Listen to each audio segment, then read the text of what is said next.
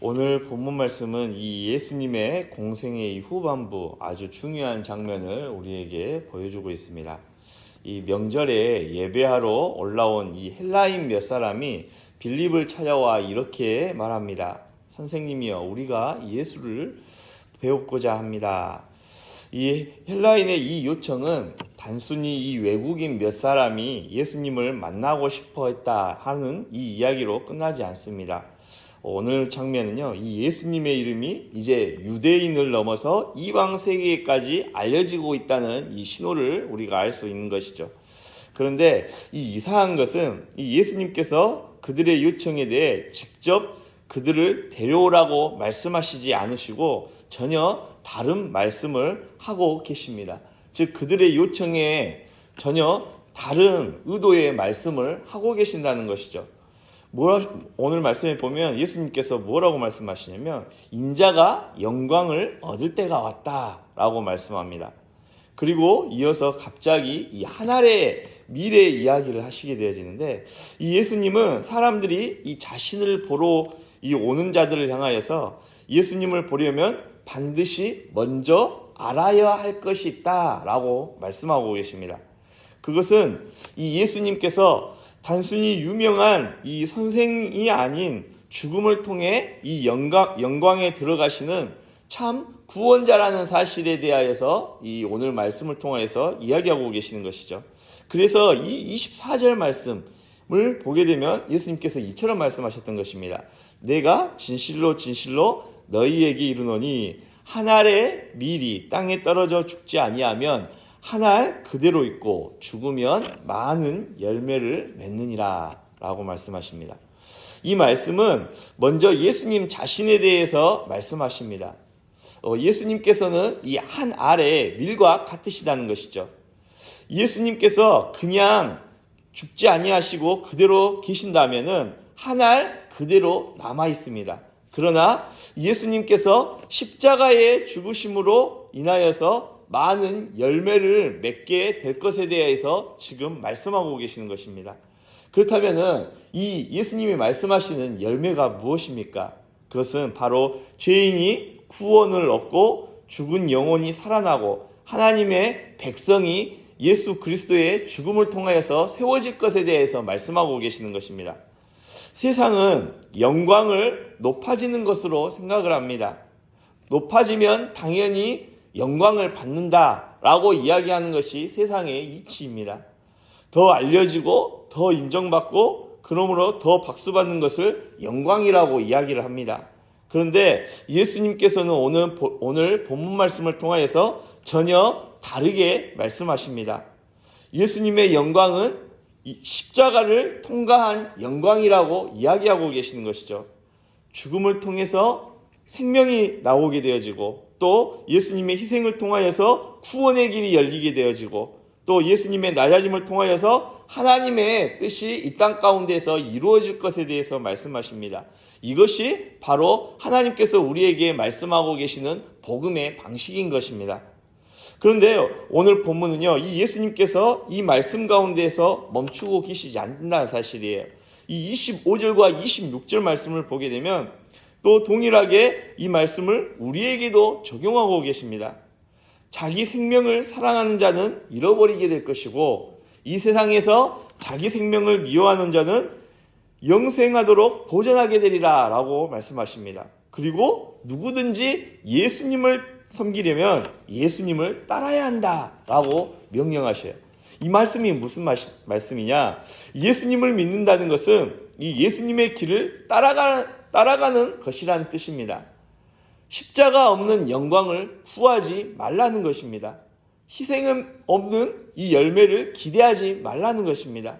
또 자기를 붙들고 있으면서 이 하나님의 생명이 내 안에서 풍성하게 이 나타나기를 바랄 수 없다는 것이죠. 우리도 그렇습니다. 내 자신이 죽지 아니하면 이 사람과의 관계 가운데에서 또 복음 안에서의 이 관계의 열매가 맺힐 수가 없는 것입니다. 내 욕심이 죽지 아니하면 이 순종의 열매가 맺힐 수가 없는 것입니다.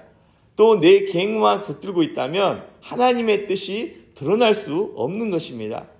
한 알의 밀이 이 땅에 떨어져 죽어야 많은 열매를 맺는 것처럼 우리도 예수님을 따라서 우리 자신을 내려놓고 순종의 길로 우리가 하나님 앞에 나아갈 때에 하나님께서 우리를 통하여서 아름다운 풍성한 열매를 맺게 하실 것에 대해서 예수님이 말씀하고 계시는 것이죠. 신앙생활을 하다 보면 우리는 종종 열매에 대하여서 이야기하고 또 그 열매를 맺기를 원합니다. 은혜의 열매, 또 변화의 열매, 부흥의 열매, 우리가 이러한 것들을 바라보면서 기도하면서 하나님 앞에 나아갈 때가 있습니다. 그런데 주님은 이 모든 열매 가운데서 먼저 무엇에 대해서 말씀하시냐? 죽음에 대하여서 말씀을 하십니다. 왜냐하면 죽지 아니하고서는 결코 열매를 맺을 수 없기 때문에 그렇습니다. 내가 살아있으려고 하면은 결국 한 알 그대로 남아있는 것입니다. 그러나 주님께 맡기고 또 우리 자신이 주님 앞에 꺾어지게 되어지고 순종하며 우리 자신을 내려놓을 때, 즉 예수 그리스도 안에서 말씀 앞에 우리가 죽어질 때에 그 가운데에 하나님께서 풍성한 열매를 맺게 하실 것이다 라고 성경은 우리에게 말씀하고 있습니다. 사랑하는 성도 여러분, 오늘 본문은 우리에게 묻고 있습니다. 정말 예수님을 보기 원하는가? 그렇다면 십자가의 예수님을 보아야 한다고 말씀합니다. 정말 예수님을 따르기를 원한다면 하늘의 미래의 길을 걸어야 한다고 예수님께서 말씀하고 계십니다. 죽음처럼 보이는 이 순종의 자리가 사실은 열매를 맺게 되어지는 시작이 되어진다고 말씀하는 것이죠. 손해처럼 보이는 이 헌신의 자리가 사실은 생명의 자리가 되어질 것에 대해서 말씀하고 계십니다. 또 내가 낮아지는 그 자리가 곧 어떤 자리가 되어지냐? 주님의 영광이 나타나는 자리가 될 것이다 라고 예수님은 말씀하십니다. 그러므로 우리는 오늘도 기억해야 합니다. 예수님은 죽음을 통해 영광에 이르셨고 또한 우리도 그 가운데 내 자신을 내려놓고 주님을 따를 때에 풍성한 열매를 맺는 인생이 될 것이다 라고 성경은 말씀하고 있습니다.